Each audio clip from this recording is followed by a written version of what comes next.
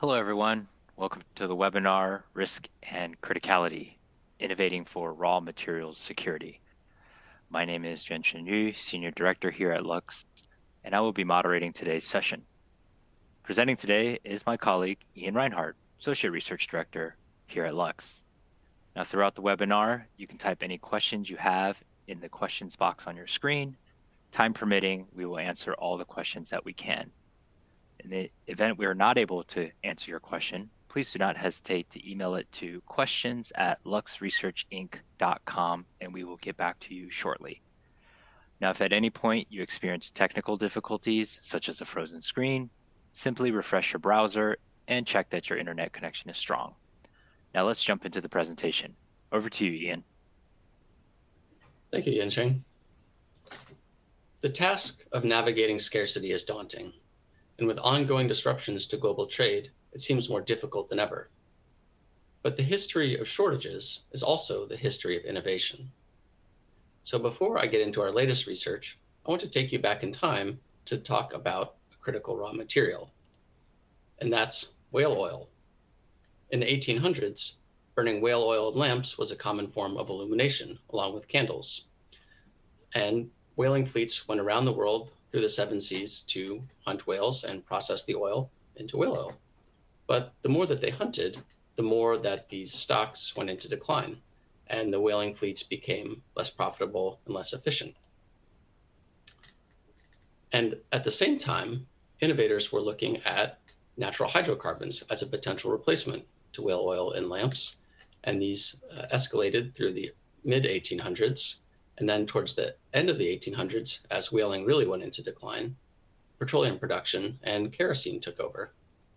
And then, of course, the ultimate disruption, the iconic symbol, the light bulb, and electricity became the common form of illumination.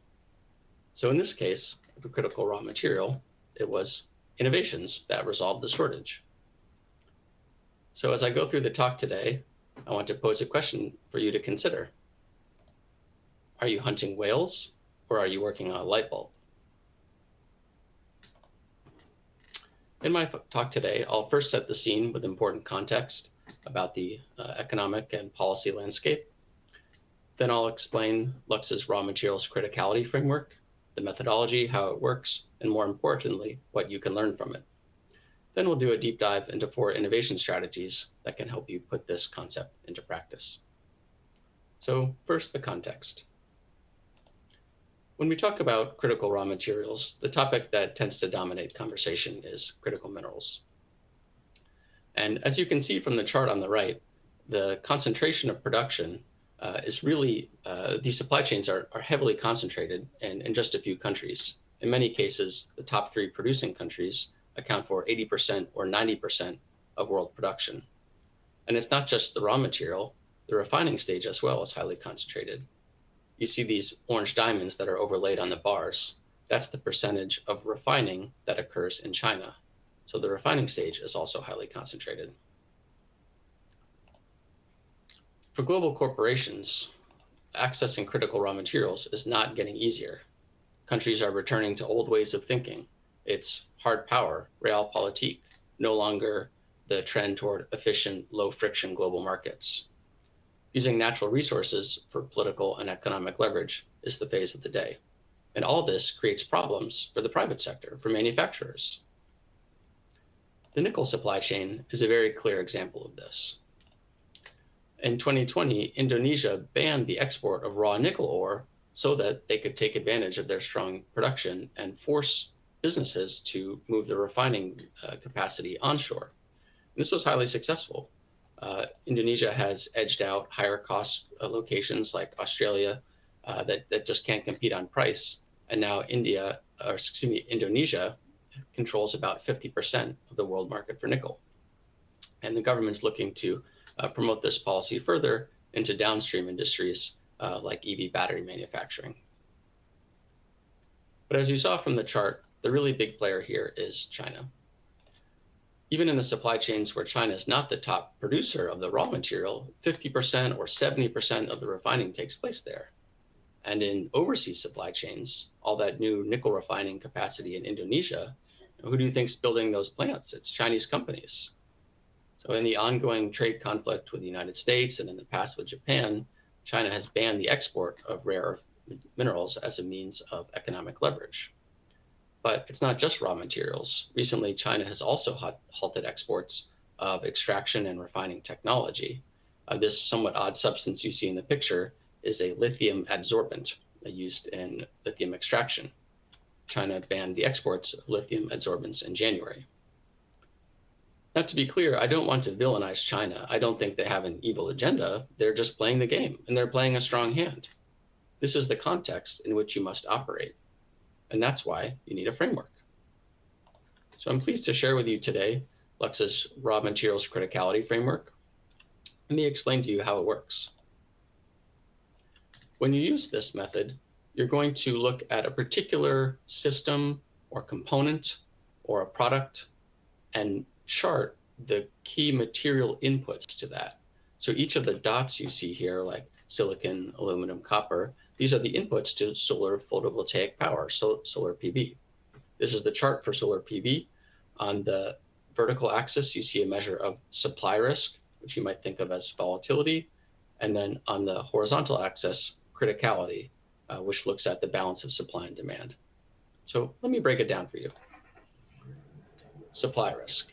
This is the measure of the resilience of the raw materials supply chain based on its geographical spread and the stability of its producers. It's a two-part score comprising a quantitative measurement of the spread of producers among very few or more countries, and then a measure of the country's governance based on the World Bank's governance index. So is this a country that's more prone to corruption or political instability, where a single country could really alter the picture for supply of a material, or even a single leader in a single country? The horizontal axis, criticality, that's a measure of the raw material required to meet projected deployment of a technology in a certain scenario. So for the purpose of today's talk and in the report that Lux will be publishing shortly, we are using as a baseline the IEA's net zero energy scenario for 2050. So what will be all the components, systems, elements of the energy transition that will be required to reach net zero in 2050. Taking that material stock that will be required for that deployment and build out, then you divide it by 1 year of global production for that material. So a score of 1 on criticality means to reach the scenario, we will need to use an entire year's worth of production of that material. So it's a relatively rough measurement, but at a glance, it can quickly tell you whether there should be no supply constraints or whether there will be real challenges in meeting that future demand. It's a very intuitive framework, but I think a quick review will help us emphasize these points. The top half of the chart, these are dots that represent high supply risk. So material that is charted there is going to be more volatile, highly concentrated in one or a handful of countries that tend to have weak governance. And then conversely, on the bottom half of the chart, lower supply risk, a very diversified spread of producing countries, and those tend to have higher governance. Similarly, on the left, low criticality. There should be lower to no concerns about meeting supply in the future scenario.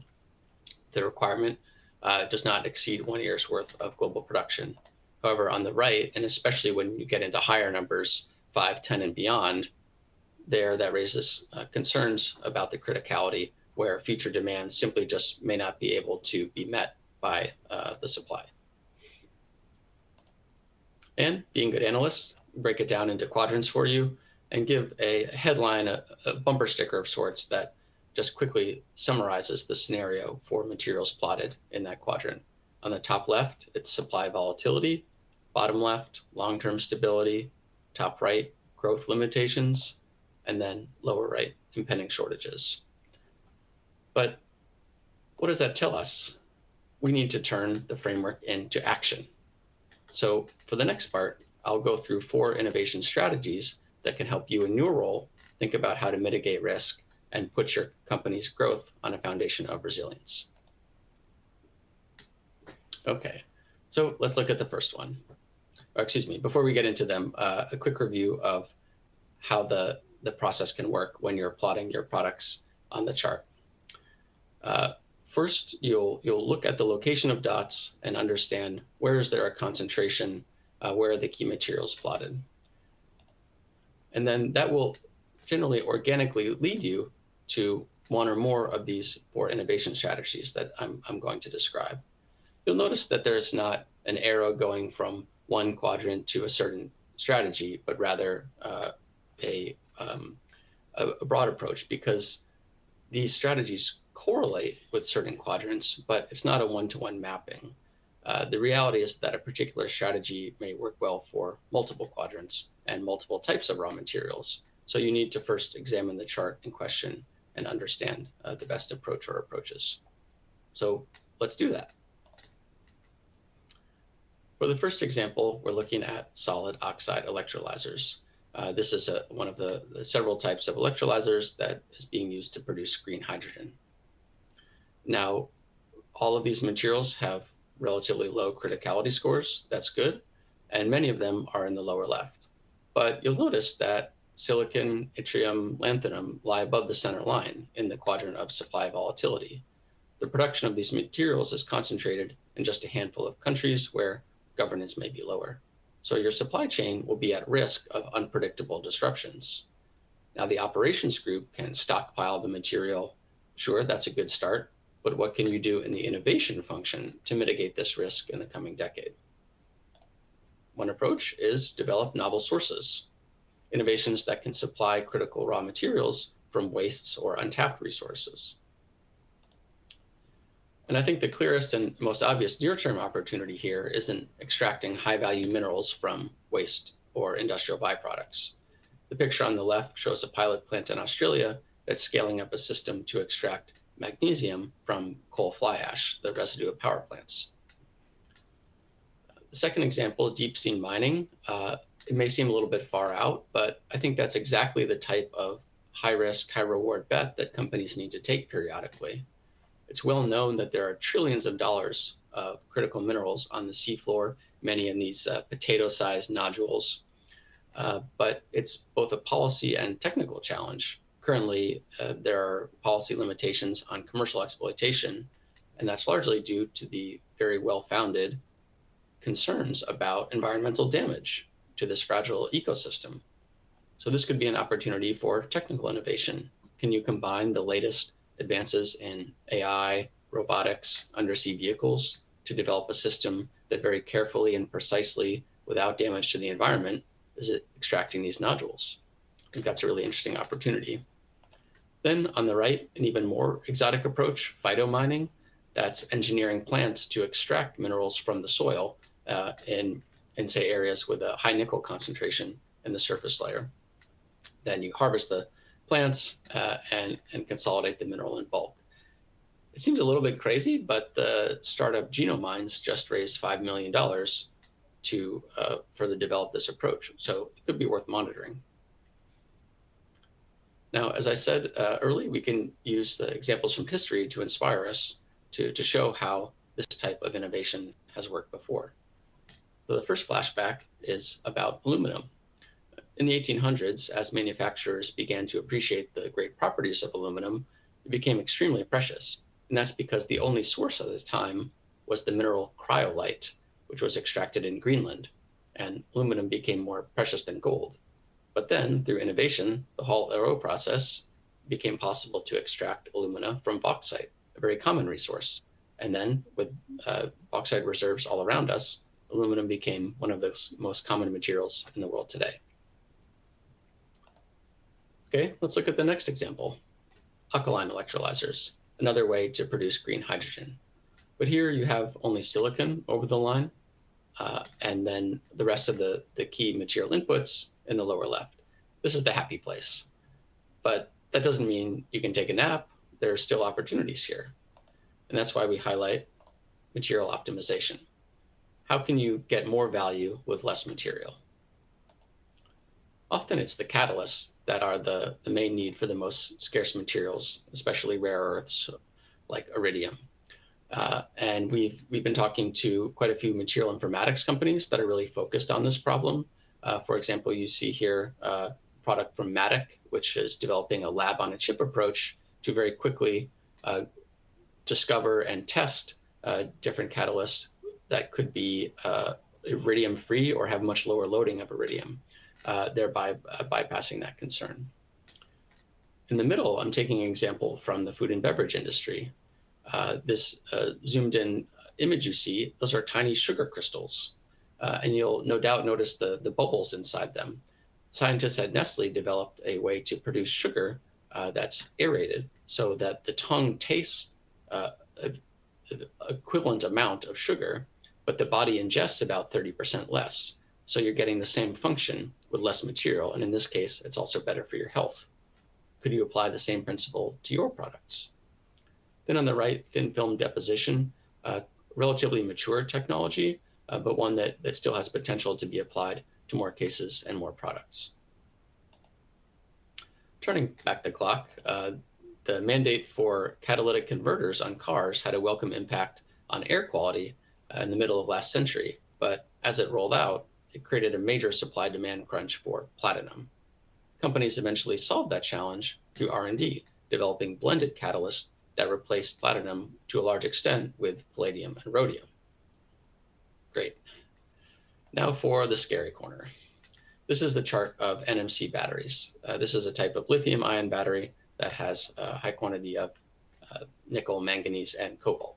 And you'll see here rather high criticality scores, extremely high in some cases, and then also volatile supply for graphite and cobalt.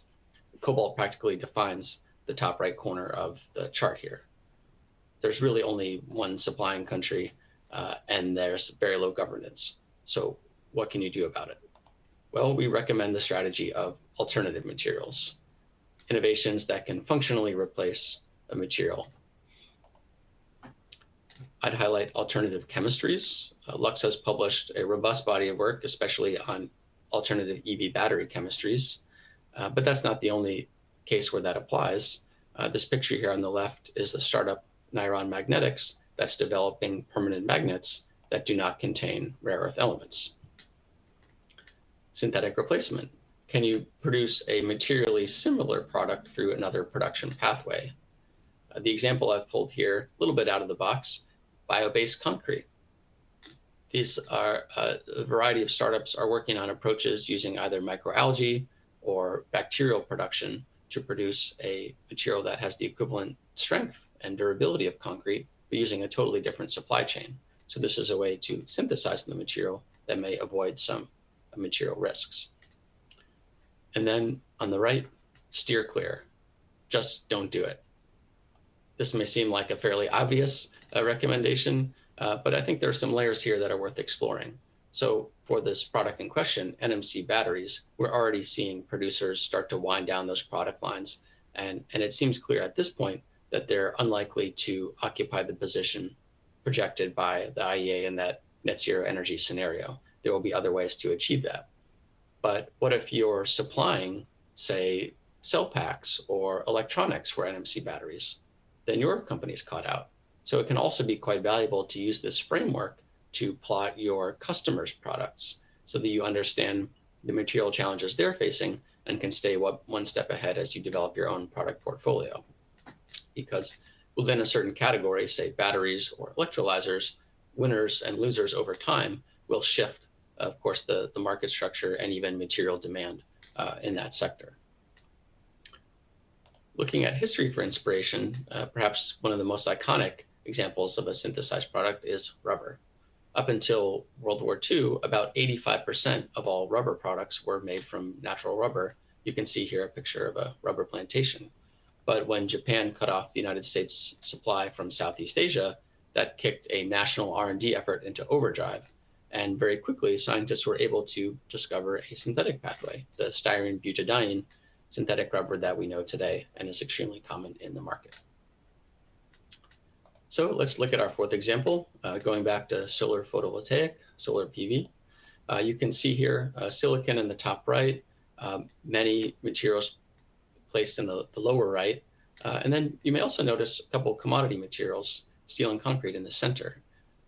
This framework is not only for critical minerals, but can be used for any material input that you consider could be a bottleneck.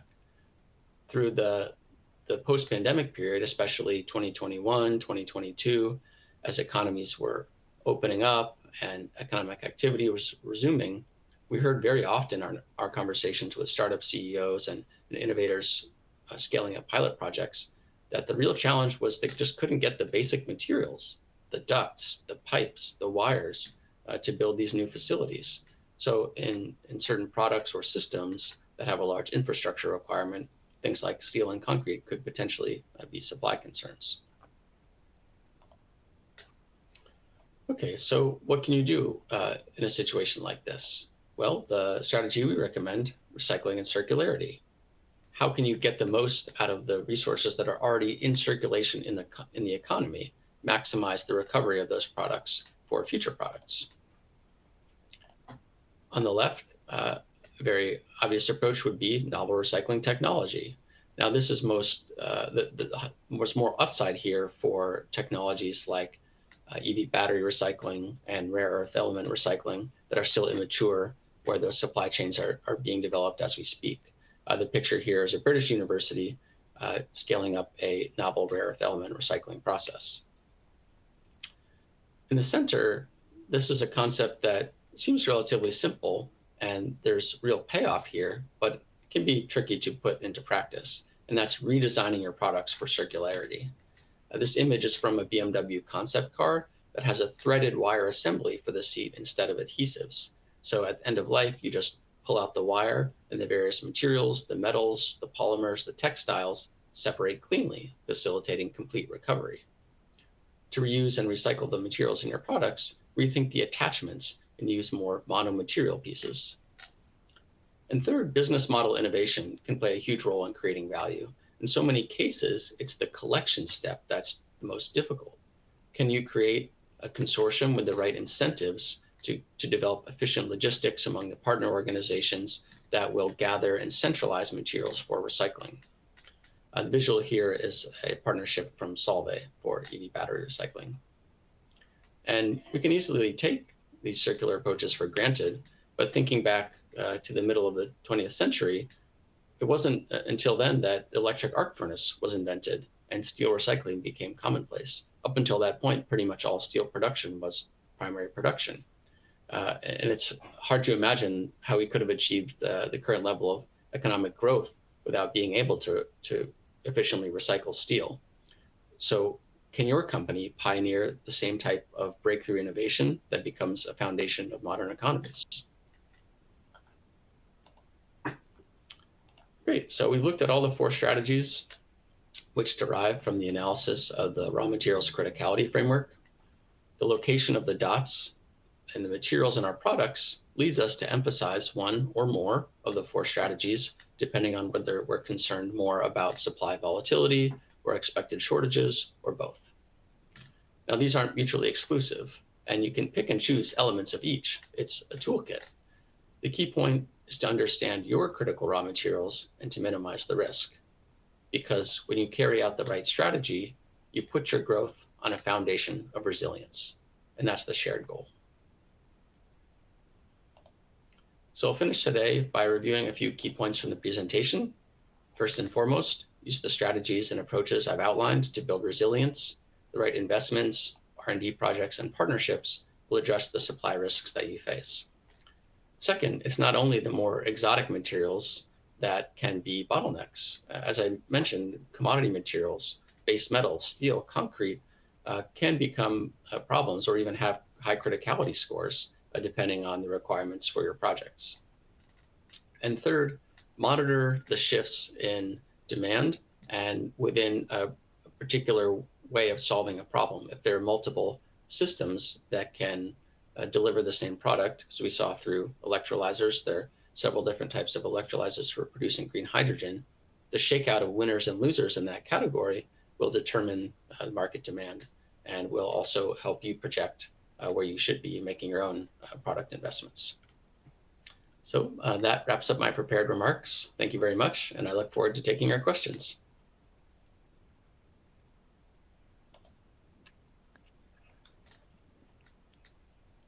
Thank you, Ian. As he mentioned, we will now be taking questions that you may have on the presentation. And of course, you can type those directly into the questions box on your screen. As mentioned earlier, if we do not get to your question on this call, someone from Lux will be in touch with you after the webinar. We got a couple questions coming in, and I think the first one is, I think many people are asking the same thing. Do you have to use the net zero 2050 projections? It seems like that was the baseline for a lot of the examples here. No, it's a very flexible framework. That's the one that we've used. We think it's a very good illustrative example, and of course, backed up by a strong body of research. So it's a good starting point, especially for that mid to long-term view for innovation investments. But you can use your own projections. For example, Lux has done a look at the direct lithium extraction, DLE, capacity and project forecast through the 2030s.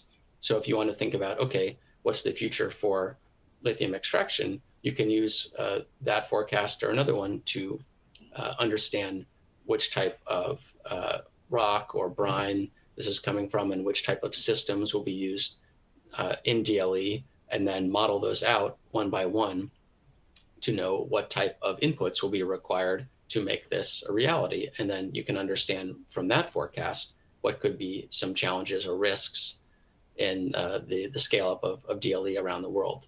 So it's just a matter of making sure you have a solid forecast that helps you project out the material inputs, and then you can use it in a way that matches your company's requirements and priorities. Nice. No, thank you. And another question here in the question box, and I'll add a little more color to it, but I think one of your key takeaways was for our attendees to think about their critical minerals and materials strategy when they think about this framework. Can you use the framework in the opposite way? Can you use a framework to find new business opportunities instead? New business opportunities, you can. I think, yeah, the tool itself is not is more designed to understand risks and to mitigate those. But if you think about it as a material supplier perspective, by kind of reversing the lens, then it does become a way of looking at new material opportunities. So we work with a lot of chemicals companies. If you're supplying a particular type of polymer, maybe a specialty polymer, and you understand the component breakdown of your customers' products, you can do the same thing and model this out. You can use the framework, think about what will be the requirement for those to scale up as expected through 2030, 2040. And then by plotting the dots in the same way, you can understand what that market landscape would look like in certain sectors, whether it's, say, the mobility industry, what polymers will be required for the vehicles of the future, and that the position of those dots, especially ones with higher criticality scores, will tell you, yeah, there's going to be more demand than supply here. So this is a good opportunity for us, especially looking at things on the right, maybe less the vertical axis, but especially the horizontal axis. That's a great way of identifying new market opportunities. Yeah, I think that would be another way of applying the framework. Excellent. Very versatile. Well, looking at the time here, thank you, Ian, for today's presentation. To all the attendees, that concludes our webinar for today. As always, the slide presentation and recording from this webinar will be sent to you all via email today. And as you leave the webinar, you will be prompted to complete a survey on today's presentation. We would greatly appreciate any feedback you may have to help inform and, of course, help improve our future webinars. In the meantime, please take a moment and check out our upcoming webinars on the Lux Research webpage. And thank you all for joining us today, and have a great day.